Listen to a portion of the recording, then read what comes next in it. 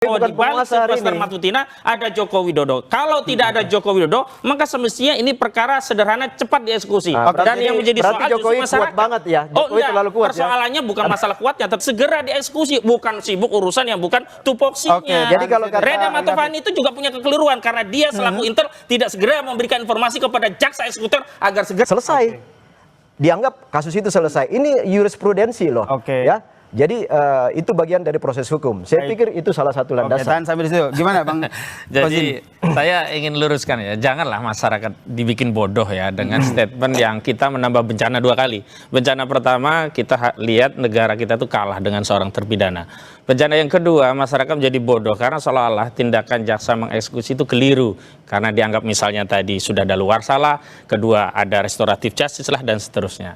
Dan harus dibedakan namanya jurisprudensi dengan preseden. Kalau presidennya ada, iya, tapi belum sampai putusan, belum menjadi jurisprudensi. Jadi ada perbedaan nomenklatur antara preseden. Dan itu juga perlu dipertanyakan. Presidennya seperti apa, kasusnya seperti apa. Dan yang jelas kalau bicara tentang restoratif justice itu pra penuntutan kalau itu di jaksa. Kalau di polisi pra penyidikan. Tidak bisa kemudian ini sudah vonis, sudah inkrah, jaksa lalai. Nah justru saya malah kasihan kepada negara kita. Hari ini seolah-olah kita harus melakukan redefinisi tentang apa itu pengertian negara. Dalam konteks negara kan semua sudah sepakat. Yang namanya negara itu organisasi yang punya sifat daya paksa. Itu yang membedakan negara dengan institusi atau organisasi di luar negara. Hari ini negara kok sudah milik kayak yayasan. Jadi menurut Anda restoratif justice itu bukan alasan ya? Oh nggak ada, itu dalil saja. Dan kita tahu bahwa sebelumnya bukan hanya soal restoratif justice, bahkan pertama kali yang dipersoalkan adalah meminta amnesti dari presiden dengan dalih ada peristiwa lain juga diberikan amnesti. Itu gagal. Yang kedua justru juga di media Kompas saya masih ingat mencoba dalih bahwa bisa saja jaksa belum dapat salinan putusan. Pak Jasman Panjaitan ketika itu mantan Kejaksaan Agung mencoba berdalih itu. Tapi ternyata semua dalih ini kan terkoreksi oleh data dan fakta. Dan hari ini parameternya sederhana lah. Kalau itu ya masih dianggap sebagai sesuatu yang tidak bisa diskusi, tentu jaksa tadi tidak bersikap demikian. Tapi sayangnya saya juga komplain kepada jaksa. Kok jaksa menjadi selemah ini gitu loh. Kan harusnya ada tugas-tugas intelijen. Justru yang saya sayangkan Reda Matovani alih-alih dia membantu Kejaksaan Negeri Jakarta Selatan untuk mengeksekusi dengan memberikan informasi. Dia kan jam Kalau Anda bilang jaksa itu lemah, Anda menangkapnya seperti apa? Ada orang kuat di balik ini dan orang kuat itu non negara. Dan ini yang berulang kali kita tegaskan bahwa hari ini negara kita diintervensi oleh organisasi non negara yang membuat alat-alat negara itu tidak berfungsi sebagaimana biasanya. Baik, berarti Anda bilang bahwa ada orang kuat begitu. Ya. Sebentar Bang ya, kita lanjutkan diskusi kita usai jeda berikut ini. Tetaplah bersama kami di Kompas Petang. Sylvester sulit ditangkap, ada yang melindungi, ini yang menjadi topik kita. Kalau kata Bang Hozin tadi ada orang kuat di situ, betul begitu Bang? Saya pikir itu opini Bung Ahmad Koisi aja, karena gini, nggak ada orang kuat di balik ini. Karena apa? Sebenarnya kan siapa sekarang penguasa? Kan yang saya mau katakan gini, pertimbangan kejaksaan, aparatur hukum itu tadi soal bahwa ada beberapa argumen hukum yang dibangun. Yang berikutnya adalah semua pelaku-pelaku hukum tahu bahwa ada 3 asas hukum yang harus menjadi landasan setiap case. 1, asas manfaat. Yang kedua, asas keadilan hukum. Dan yang ketiga, asas kepastian hukum. Ketika terjadi konflik dari 3 asas ini, maka yang menjadi skala priority adalah asas manfaat.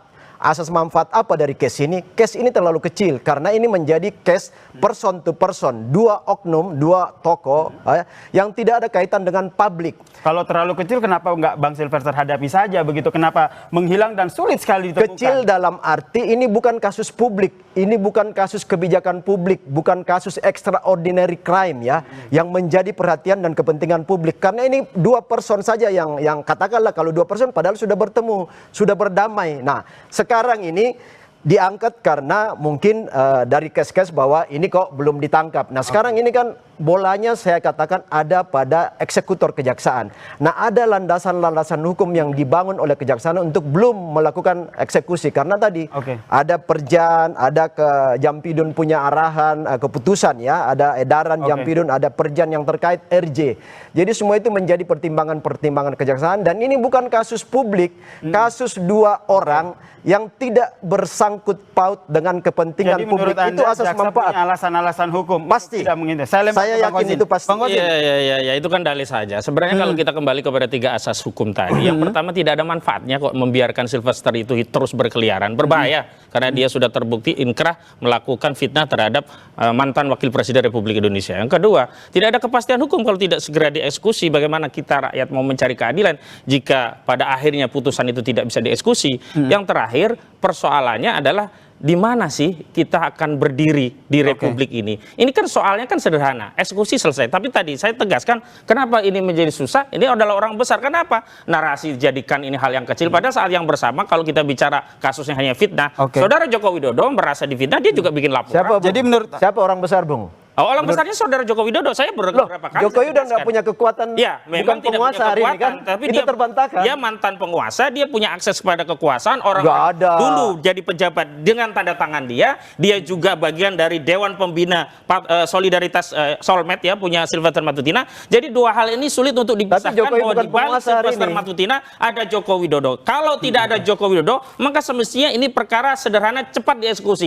Dan yang menjadi berarti soal Jokowi justru kuat banget ya. Jokowi enggak. terlalu kuat ya. Persoalannya bukan masalah kuatnya, tetapi karena Jokowi Jokowi bukan merusak penguasa hari tatanan ini. hukum sampai orang yang harusnya bisa dieksekusi pun menjadi tidak bisa dieksekusi. Jadi menurut Anda bukan Bang kuat atau Kozin, tidak kuat, jadi itu menurut merusak Anda tatanan Bang hukum. Kozin, Sylvesternya yang terlalu kuat atau jaksanya yang lama dan juga ragu-ragu untuk mengeksekusi ini? Ya, jaksa pun menurut saya terlalu lemah. Kenapa sampai dia memelas? Tolong dong kuasa hukum dibantu. Ya mana ada kuasa hukum pasti membela kliennya. Dia akan melindungi kliennya. Tapi soalnya kan jaksa hukum jaksa punya alat. Di antaranya kan punya jaksa agung muda di bidang intelijen. Kenapa Reda Matufani tidak bekerja? Kasih info. Jangan dia malah datangnya ke PIK 2 kasih acara di acaranya CSR-nya Agung Sedayu Group. Ini tugas Saya dia, tanggapi harusnya dulu. mencari informasi Saya tanggapi. tentang Boleh, Pak. terdakwa ini segera dieksekusi, bukan sibuk urusan yang bukan tupoksinya. Oke, jadi kalau kata Reda Matufani itu juga punya kekeliruan karena dia selaku Intel tidak segera memberikan informasi kepada jaksa eksekutor agar segera menangkap Sylvester. Kalau kata Bro Ahmad tadi bahwa ada orang besar, itu bagi saya itu pelecehan kepada institusi negara. Seolah-olah hukum bisa dikendalikan oleh seseorang di republik ini. Itu pelecehan. Jadi negara ini punya kedaulatan. Justru Jokowi yang melecehkan negara ini. Sejak era Jokowi lah hal-hal seperti ini terjadi. Oh enggak, Sebelumnya Anda salah. tidak pernah terjadi. Anda Coba salah. runut sejarah. Anda Tidak bisa- pernah ada Anda kasus bisa dan menuntut. inkrah terjadi tidak bisa dieksekusi kecuali setelah ada saudara Joko Widodo. Roy Suryo dan Anda sebagai penasihat hukum bisa mengatakan ijazah Jokowi palsu apa, itu dibebaskan aja. Oh, Dan saudara nggak ada Jokowi sudah melalui proses hukum dan karena Oke, saya- Jokowi siapapun. itu adalah rakyat biasa Baik, hari baik. ini Saya yang tengahi bisa dulu ya, Ya, menghargai biasa, hukum. Oke. tapi kekuasaan Jokowi sebelumnya telah Oke, saya disalahgunakan. tengahi Ya, sekarang dulu. nggak Oke. ada negara kekuasaan Oke. itu. Bang David, Bang Ya. Kozin. Ya. Oke, terakhir dari saya. Ah. Bang David sebagai sahabat dekatnya, sebagai teman dekatnya, tahu nggak keberadaannya di mana? Singkat saja. Kalau menurut pengacaranya Lekumanan mengatakan ada di Jakarta. Nah sekarang persoalannya adalah dasar apa yang mau digunakan oleh kejaksaan untuk mengeksekusi. Baik. Karena menurut pengacaranya sudah ada daluarsa. Yang kedua ada RJ, ada perdamaian. Berarti sudah di Jakarta dan kita tunggu langkah dari kejaksaan. Sepakat seperti itu ya? Bang? Tidak sepakat. Jaksa Agung harus Oke. segera tangkap. Ini pelecehan. Baik. Terdakwa terpidana ada di Jakarta tapi tidak segera dieksekusi. Oke. Padahal informasi itu diketahui oleh jaksa. Negara tidak boleh kalah. Jangan Baik. ubah definisi negara menjadi Oke. seperti yayasan. Kita tangkap semuanya. Download Tribun X sekarang. Menghadirkan lokal menjadi Indonesia.